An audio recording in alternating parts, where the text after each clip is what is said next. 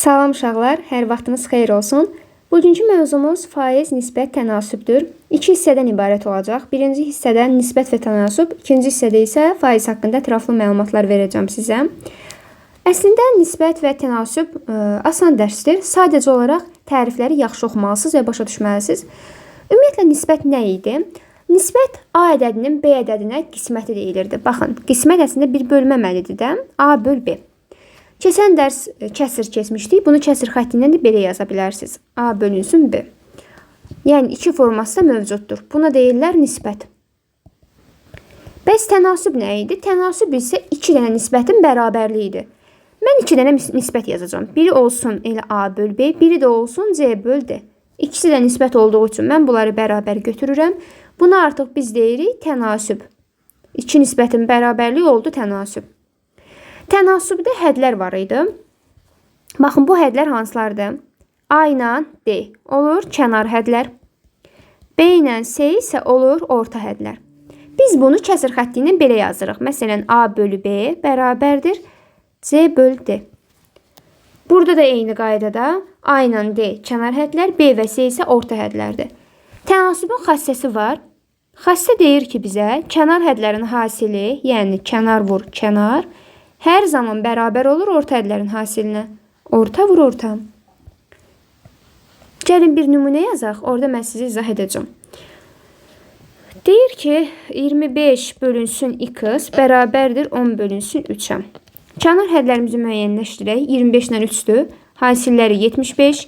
Orta hədlər 10 ilə 3-dür. Hasilləri, daha doğrusu 10 ilə x-dir. Hasilləri 10x. Burada da x tapırıq. Bölmə əməlidir. Yəni 75 böl 10. O da elədir 7 onda 5. Biz x-i tənasüb formasını tapa bildik. Yəni ki, bu tənasübdə kənar hədlər AD hər zaman bərabər olacaq BC-yə. Yəni orta hədlərin hasilinə. Tənasübün tərifini dedikdən sonra keçirik düz mütənasiblik və tərs mütənasiblik. Deməli uşaqlar, düz mütənasiblik nə idi? Düz mütənasiblikdə iki dənə kəmiyyət mövcud olacaq və bu kəmiyyətlər biri artanda o biri də həmin qədər artacaq. Yaxud da biri azalanda digəri də həmin qədər azalacaq. Fikir verilsə bu cümlələr bir-biri ilə eyni cümlələrdir. Artanda artır, azalanda azalır. Biz buna düz mütənasiblik deyirik. Məsələn, bir nümunə yazacağım ki, avtomobil 10 kilometr məsafəyə 2 litr benzin işlədir. Bəs 40 kilometr məsafəyə neçə litr benzin işlədər? Əvvəlcə gəlin qurma prosesini həyata keçirək. Deyir 10 kilometr məsafəyə 2 litr. Yəni 10 kilometrin qabağından mən xətt çəkəcəm 2 litr yazacağım. Çünki bu məsafəyə bu qədər benzin uyğundur. Bəs deyir 40 kilometr məsafəyə neçə litr benzin uyğundur? Baxın, bəzən uşaqlar nəyə qarışdırırlar? Götürüb 42-nin altından yazırlar. Deyirlər ki, heç bir fərqi olmaz. Amma çox fərq var uşaqlar. Kilometrin altından kilometr yazılmalıdır. Yəni, qeyd kimi yazın ki, eyni ölçü vahidləri bir-birinin altında yazılmalıdır. 40 kilometr burada, litrin altından da uşaqlar litr yazılmalıdır. İndi gəlin müəyyənləşdirək ki, bu düz mütənasiblikdir, yaxud tərs mütənasiblikdir. Fikir verirsinizsə, məsafə artıb, çünki 10-dan 40-a gəlib. Görək, məsafə artanda benzin artarmı? Düşünün ki, siz bir yol çıxırsınız və sizin məsafəniz çoxdur. Avtomatik olaraq siz çox benzin doldurmuş olacaqsınız. Məsafəniz az olanda az benzin istifadə olunacaq.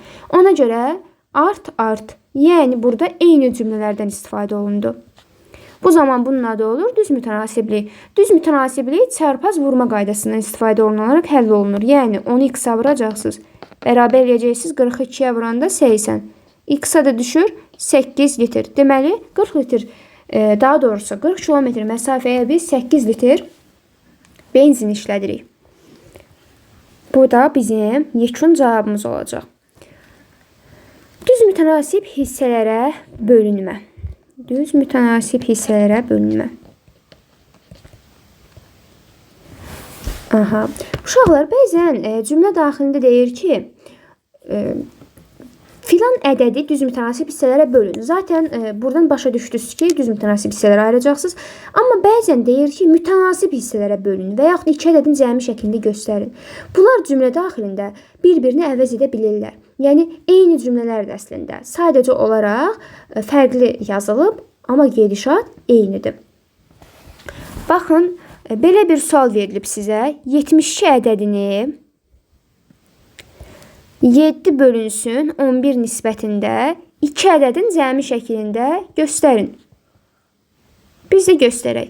Birinci 7 bölü 11-i mən k-lamalıyam. Çünki burada bir nisbət mövcuddur. Nisbət olan kimi ağlıma 7-ci 7k, 11-ci 11k gəlmək məcburiyyətindədir. Mən bunların toplam cəmini 72-yə bərabər edirəm. Yəni 7k üstə gəl 11k bərabər 72, k da bərabər 72 böl.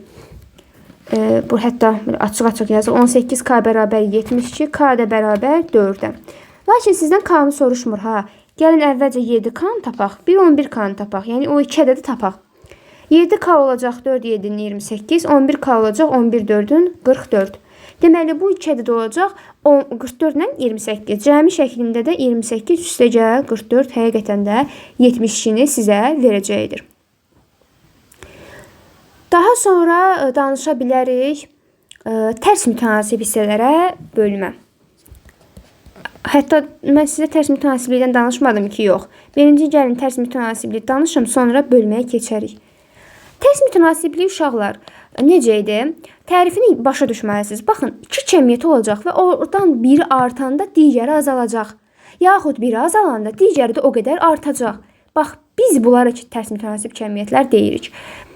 Məşhur traktor sahələrinin birini mən də yazım. Baxın, deyir 6 traktor sahəni 14 günə şumlayır. Bəs 4 belə traktor, 4 belə traktor sahəni neçə günə şumlayar? Neçə günə şumlayar? Uşaqlar, buradakı bu belə sözü əslində vacibdir. Çünki burada eyni traktorlardan söhbət gedir. Məsələn, elə traktor ola bilər ki, onların işləmə gücü fərqlidir. Aşağı səviyyədə, yuxarı səviyyədə. Ona görə eyni traktor sahəni şumlamalıdır ki, biz elə hesablaya bilək.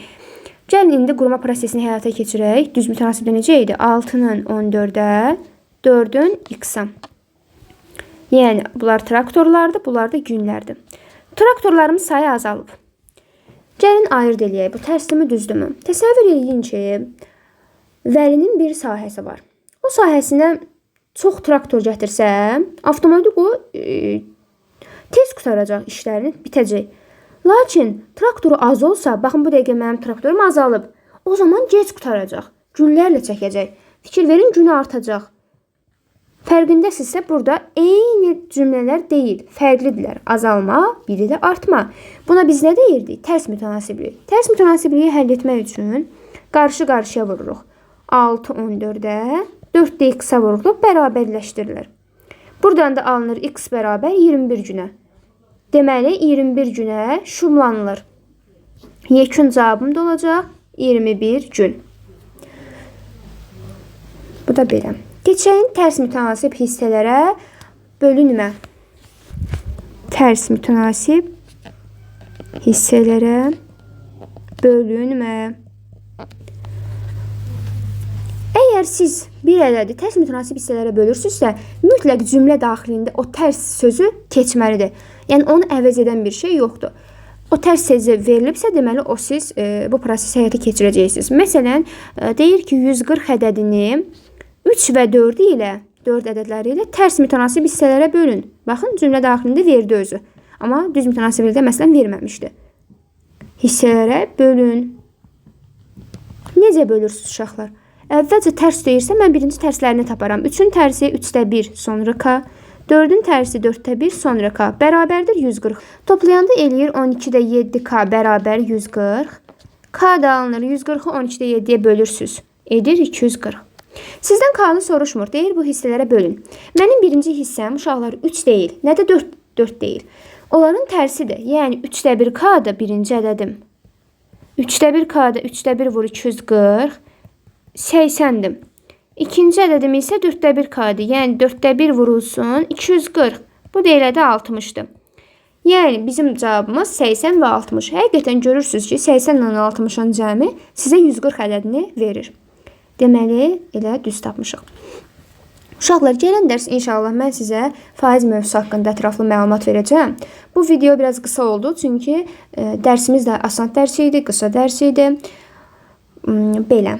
İnşallah gələn videoda görüşənədək suallarınızı, təkliflərinizi şərh bölməsini yaza bilərsiniz. Orada mən sizin hər birinizə cavab verəcəm. Sağlıqla qalın, özünüzü qoruyun. Hələlik.